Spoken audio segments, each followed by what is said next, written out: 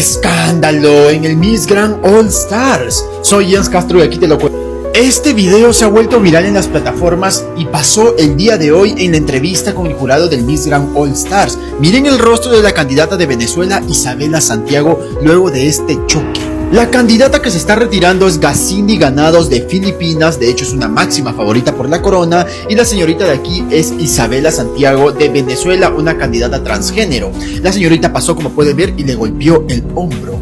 Y ella se vio como que, oh, ¿qué pasó aquí? Pero pues en las redes están comentando que Gazini lo hizo sin querer, fue un error. Pero también comentan que si fue sin querer, ¿por qué no le dijo, oh, perdóname, disculpa? ¿Por qué no volteó y le dijo discúlpame o le dio la mano, qué sé yo?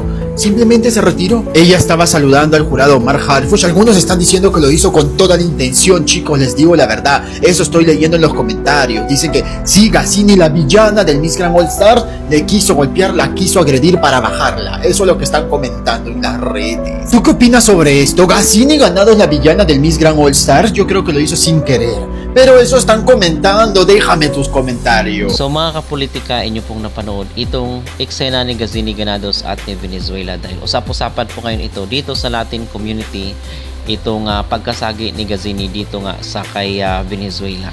So dahil dito ay nagpaliwanag na po itong si Gazini sa nangyari sa kailan ni Venezuela, nang sabi is hindi niya sinasadya dahil napahagulol siya this time dahil nga doon sa kanyang kwento sa buhay ng kanyang pamilya na naipit ngayon sa gulo sa Gaza.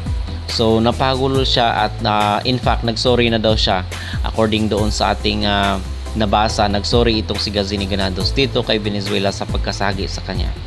Okay, so wala namang negative na reaction or sinabi itong si Venezuela dito kay Gazini Granados. So sa madaling salita mga kapolitika ay wala pong issue dito sa eksenang ito at talagang nabigyan lang ng kulay dahil nga na-caught on cam itong si Gazini Granados at itong si Venezuela. Pero wala pong problema talaga dito sa nangyari. So yun mga kapolitika ang pinaka-latest dito kay Gazini Granados. At dito naman po tayo sa kailang schedule today. Ngayon po ay day 11 na po sa kailang competition at 3 araw na lang is makikilala natin ang kauna-unahang MGI All-Star winner first edition 2026. So ngayong araw is May 27, 2026 ay yung kailang preliminary competition round 1. At dito mga kapolitika makikita natin yung kailang evening gown at yung bare face competition nila. Okay, so abangan natin yun at talagang makikita natin kung sino yung mag-i-stand out sa kanila mamaya.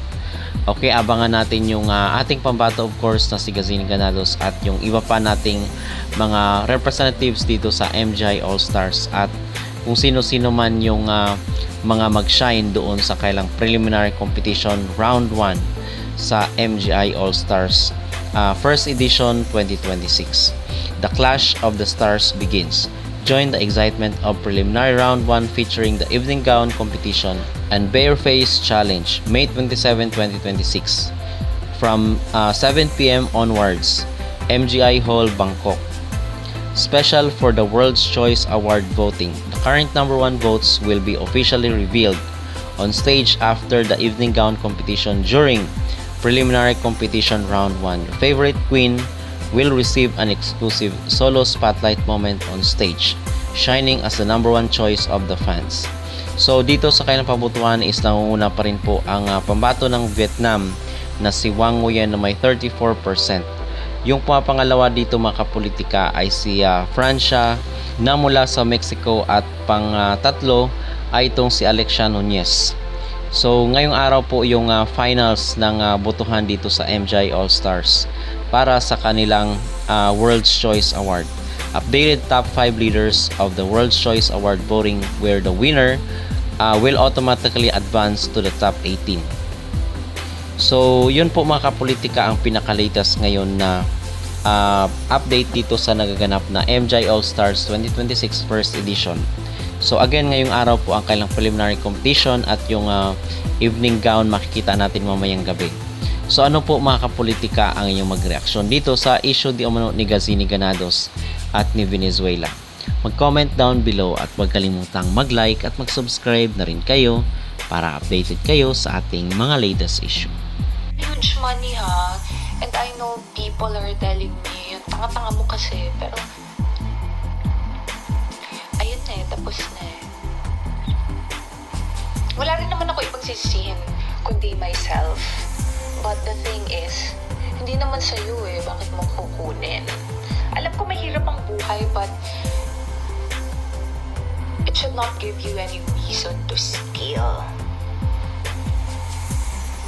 Kasi parang, if you steal, syempre, reflection yun ng personality mo, your values in life. Hi, not me, Chico. Ali, hello. And also, naglaylo din ako sa DC namin, kaya pasensya na kung hindi ako naging mabuting ama sa inyong lahat. But, oh, thank you, E. Miss you. I also like Babe. Kasi diba, I love the clothing brand Babe. Pwede bang mag-upo muna ng ganito? Pasensya na. Sakit ko yan. Parang kapag kumakain ako, mas gusto ko sa lapag. Tapos nakaganto ko, tapos kakain. O di kaya pag natutulog ako, nakabaluktot. Ano bang tawag dun? May tawag daw dun eh, sa mga ganun. Pag natutulog ako, gusto ko nakaganyan. Mga neurodivergent or whatsoever. Happy Monterey, children! May pa-surprise sana ako sa inyo, pero kasi, ano ba, ang hirap, ayoko rin kasi spoil kasi baka ma-evil eye, ma-postpone or whatsoever, but we are planning something big for you guys, especially for our children. Pero syempre, madami pa dapat gawin, dapat planuhin. Patapusin lang muna natin tong month na to. At saka, ang dami ko dapat din asikasuhin ng mga papers, di ba nga, about my contract, about my working permit, my visa. Pero, I hope in August, iset natin yon. Or, hopefully, before August. Kasi syempre, hindi natin alam yung panahon. It's already been 5 months. So, dapat maayos lang, dapat maayos. Pero nga kasi, syempre, hindi ko naman sinishare lahat ng life ko about my family, what's going on with my career, or my life in general. But I am doing well.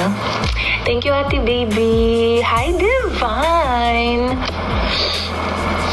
Okay, sige. Pajama night. Dapat tonight. Pero kasi, I don't know. I just love what I am wearing tonight. This is from Mama Mayan, and this is my black top. This is from Thailand. See? I should have ordered milk tea, no?